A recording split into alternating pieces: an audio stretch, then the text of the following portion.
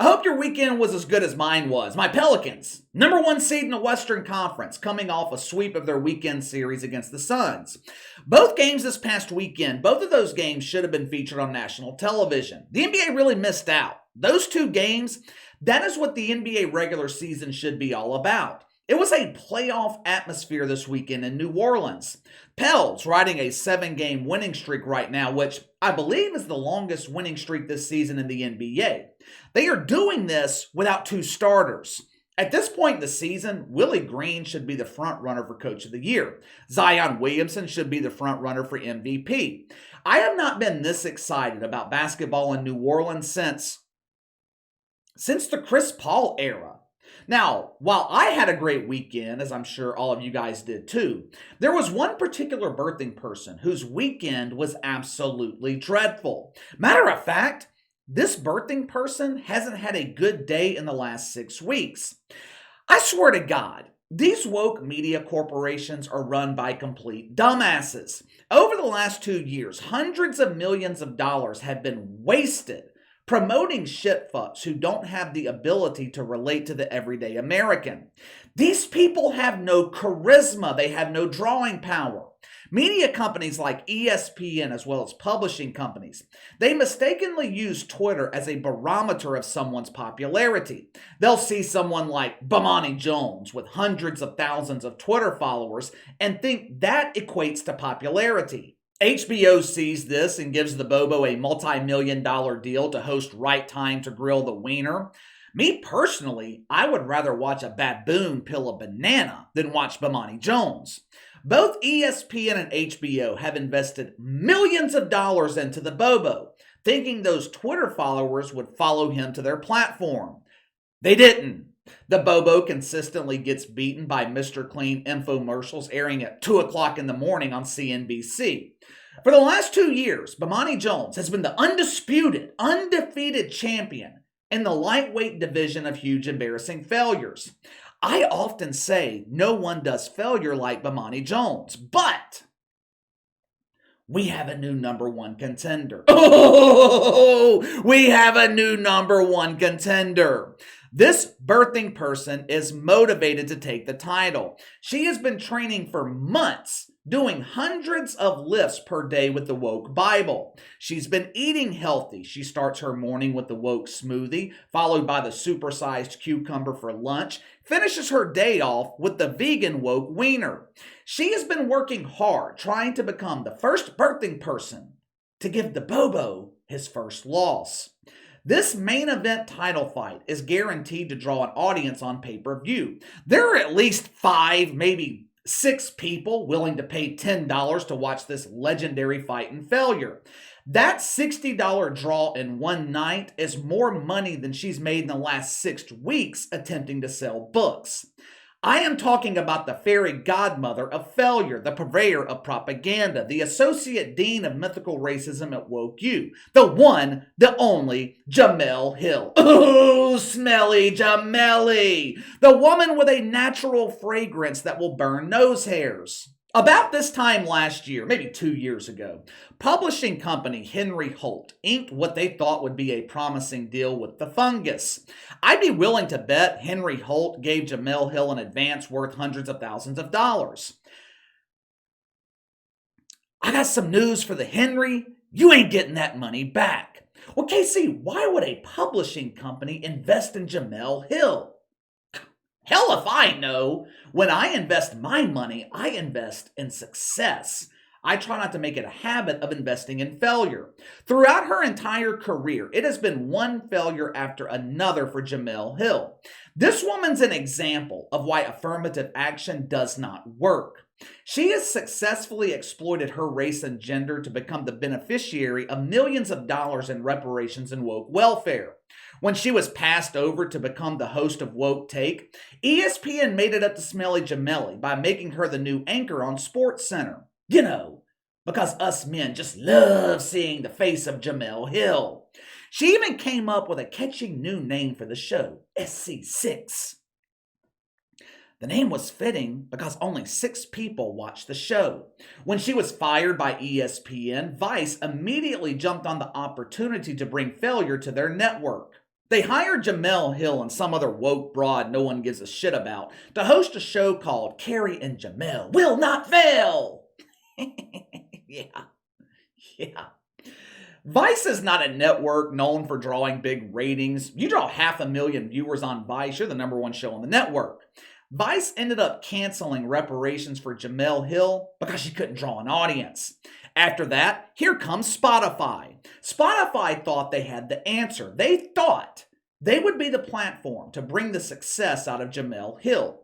I know why she continues to fail. These stupid networks keep putting her on television. Jemele Hill has a face for audio. We will put her on our platform, and this birthing person will give birth to success. Spotify invested hundreds of thousands of dollars into a show called Jemele Hill is Unbothered. Yeah, I am sure she is unbothered. You see, in order to be bothered, someone has to be around to bother you. Ain't no one around Jemele Hill. She is one of the highest paid personalities at Spotify with a show that ranks outside the top 200. 3 years ago, Jemele Hill started her own YouTube channel. The channel you're watching right now also started 3 years ago. Last I checked, my channel was approaching 12 million views throughout the lifetime of the channel, with most of those views coming in the last 12 to 18 months.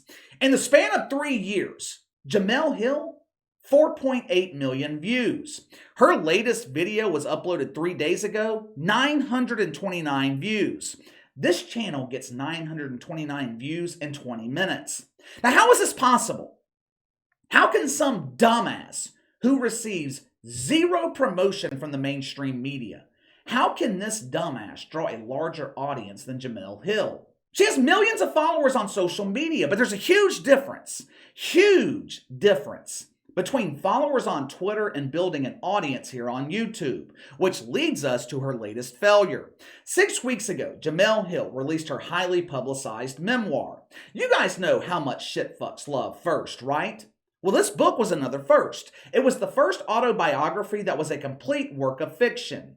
They had to create a brand new category specifically for this book. Unfortunately for Jemele Hill, she somehow found a way not to make the charts in a category of one. My sources tell me she was beaten by the autobiography of a mosquito. Like I said, this book, highly publicized. Endorsements from grade A shitfucks like Oprah, Sonny shouldn't be a hostin', Dwayne Wade and his husband Gabe Union.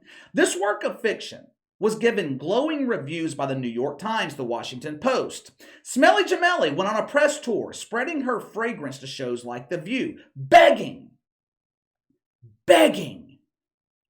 people to buy her book. When she found out the bookstore in the San Francisco airport was following other bookstores by not stocking her book, Jemele Hill left them a signed copy. She promoted this free signed copy on Twitter, begging the bots that follow her to go pick it up. All someone had to do was just grab the book. That's it, just grab the book. The book sat there for so long, the store ended up using it to prop up one of their uneven tables. After waiting 6 weeks with anticipation, the publishing company finally released the numbers for Jemele Hill's book. Now, we have known for weeks she was ranking in the top 3,000 on Amazon. We've known for weeks Jemele Hill couldn't make the charts at Apple or the New York Times. But we haven't been given an actual figure until now. In the span of 6 weeks, with relentless promotion from the mainstream media, Jemele Hill managed to sell 5,034 books.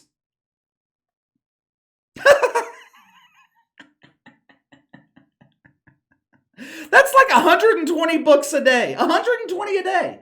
You could release a book filled with blank pages and sell 120 copies a day. During the promotion of this filth, Jemele Hill said she is confident that she would become a New York Times bestselling author. What she failed to realize, in order to do that, you have to actually sell books. The real world doesn't work like ESPN, where you're given success based on race and gender. Here in the real world, success has to be earned. Jemele Hill may be accepted by high-profile media figures. She might have a lifetime pass to Woke Bath Wednesday, but she has and always will be rejected by normal people. Jemele Hill claims to be a journalist, but In reality, she's a professional race baiter. Jemele Hill is in the business of mythical racism. The problem is, that business is going out of business. This woman has 1.5 million followers on Twitter. And you mean to tell me she could not convince 10% of her following to buy her book? These are the people that supposedly like her. She couldn't even convince 1% to buy her book. Now, in all fairness to Jemele Hill, most of her followers can't read, but I assume they have ears. They could buy the audiobook. How many times can someone fail before their media career is over? People like Bomani Jones and Jemele Hill constantly complain about the lack of opportunities in media for black people. Last week, Bomani Jones actually claimed that the mainstream media was anti-black. Are you out of your fucking mind? You could combine the media careers of Bomani Jones and Jemele Hill and not find one example of success. Yet for some reason, they keep receiving opportunities that should be given to people who are actually qualified. Between the Bobo and smelly Jemele, their only qualification is failure. Their only success is finding a way to exploit their race for money. If you want to call that a success. I don't call hitting the racial lottery success. I call it reparations and woke welfare. But give me your thoughts. Has Bomani Jones finally been defeated? Do we have a new champion in the category of huge embarrassing failures? Now this one's tough. Both of these birthing persons have a consistent record of failure. Who is the champion? Is Bomani Jones still champion, or did Jemele Hill actually take the title from him? You let me know. Sound off in the comments below. Make sure to like and subscribe. Click the notification bell to receive all notifications from the channel. Best way to contact me is by email at btlkc84@gmail.com, KC_BTL84 on Twitter. I'll see you guys later.